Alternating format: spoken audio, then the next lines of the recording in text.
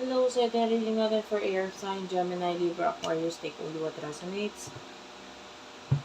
So, ito pala, meron tayong tarot reading na raffle siya, guys. Kung gusto mong makasali dito, end of November 2025, yung raffle draw niya.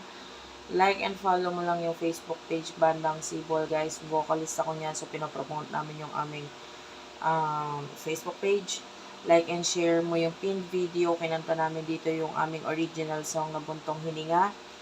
Comment mo lang, I love Bandang Sibol and your birthday. So, mahalaga na magawa mo lahat to. Like, follow, and share. Tapos, dun, yung video, guys, marami nagkakamali. Ang kinokomenta nila, ang sinishare nila na video is yung bagong post lang na video. Which is hindi yon. Ang i-comment mo or ang i-share mo is yung pinned, no? Basta ang pinaka-video na yun, nakasuot ako ng paldang mahaba na color brown. Ayan, mga dahon-dahon yung ano niya, yung kanyang design. At, yeah, meron naman nakasulat naman doon sa pinaka-video yung pinaka-name ng song, which is Buntong Hininga. Anyway, this is for air sign, Gemini, Libra, Aquarius. Let's start your reading, air sign. Anong meron sa mga air sign?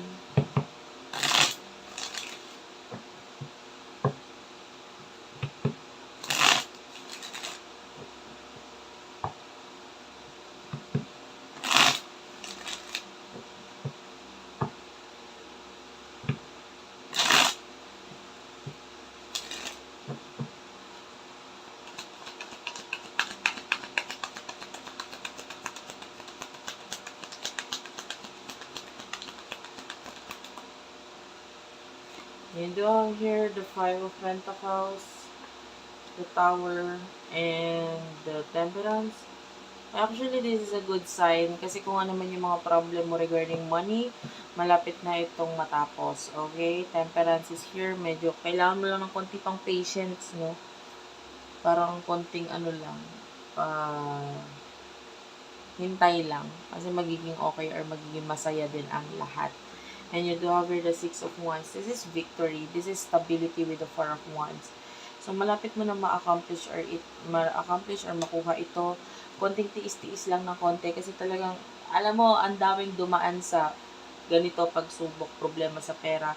Yung iba sa inyo nagkanda utang, nagkaroon ng pagbagsak with the Tower. Pero nakikita natin, malapit mo nang masolusyonan or maayos itong bagay nito, especially with the Temperance. Naging matyaga ka rin naman kasi. And at the same time, andun yung yung parang hindi ka nagpadalos-dalos might be sa mga decision, nagawa mong, kumbaga, disiplina at saka patience ang nakuha natin sa ginawa mo dito. Nakakatulong, malaki ang naitulong sa'yo para mag-proceed ka or malagpasan mo itong mga bagay nito. Anyway, person na nakakonect mo, sino to?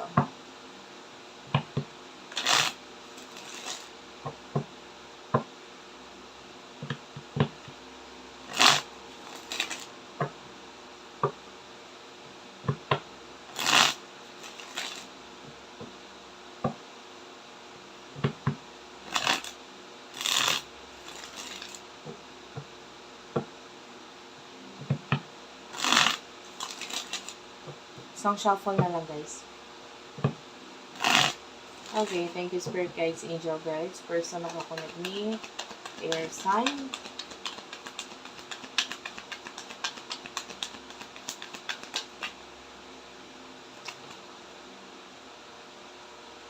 The person that you're dealing with, you do have here the Death card, the Judgment, the low major arcana na yan.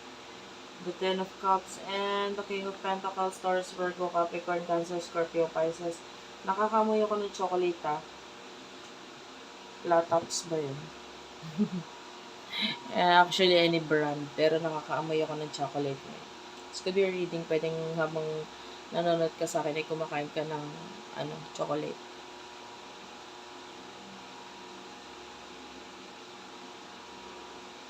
Okay.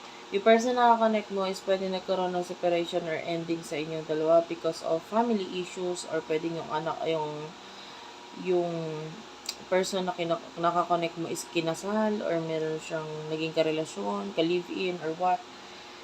So, pwede nagkaroon ng separation sa inyong dalawa. So, etong person na to may mga new beginnings sa kanya ngayon na nagiging dahilan kung bakit nagtutuloy-tuloy yung separation sa inyong dalawa. You do have the judgment. So, nagkakaroon siya ng awakening regarding sa connection ninyo. The King of Pentacles. Etong person na to masyado siya kasing career, person. Alam mo.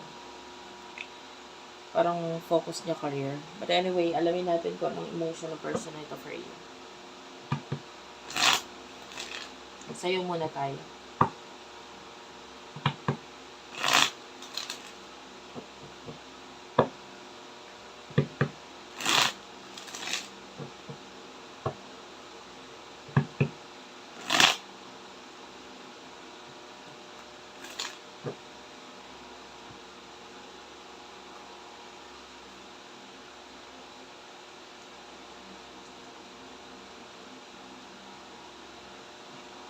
Wait lang guys.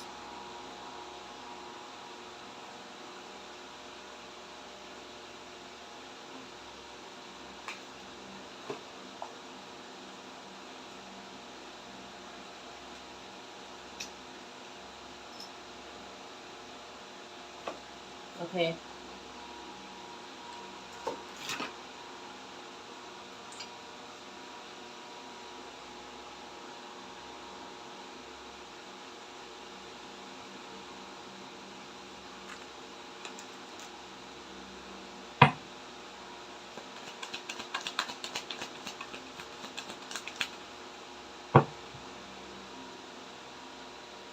You do over the Magician, the Ten of Swords, and the Four of Swords.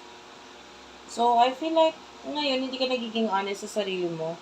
Ito parang, napipilitan ka lang i-cut off itong kina-cut off mo siya. So, kina-cut off mo yung person na to, pero napipilitan ka lang. Parang hindi talaga bukal sa kalooban mong i-cut off itong person na to. Parang no choice ka lang, napipilitan ka lang na i-cut off siya, wala kang magagawa. Parang gano'n. With the Ten of Swords, I feel like, kaya mo in-end yung connection dito sa person na to kasi,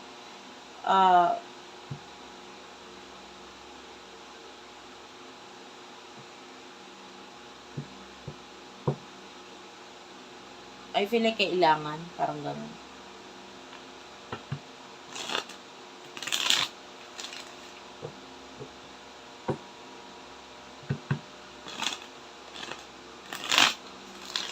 Pero nahulog na yung loob mo sa kanya or minahal mo na siya, parang gano'n.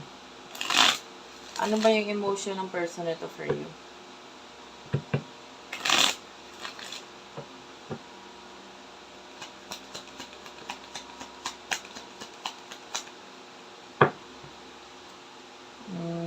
The Hermit is here.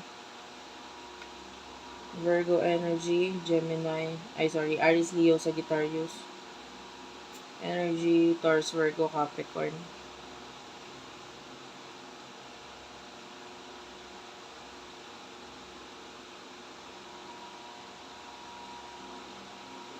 I feel like itong person na to gusto niyang may naiisipan siyang idea ngayon regarding sa home or house. Parang gusto niyang magbakasyon or umuwi like sa home or sa house. Ay pwedeng napapag-usapan na ito ngayon.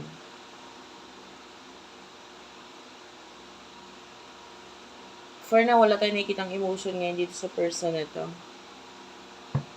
Papunta sa'yo. Kasi marami siyang pinagkakaabalahan. So, what will happen in the near future for the both of you?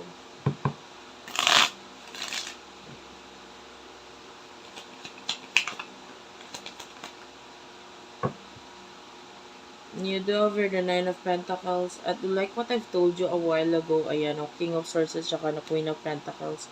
May success tayo nakikita dito. Strength card, Leo energy. May mga malalagpasan kang pagsubok sa buhay mo. I feel like this time magiging mas matibay, magiging mas maganda ito. May mga involvement ng friends mo. or mga tao sa paligid mo para ma-accomplish mo itong bagay nito. So, sabi ko nga yung iba sa inyo, kung ano man yung paghihirap, kahirapan na pinagdadaanan mo, malapit ang matapos yan. May something na mabubuo ka, and through the help of your friends na rin. And you do over the Ace of Swords and the High Priestess, I feel like there's a spiritual connection sa inyo ng person nito.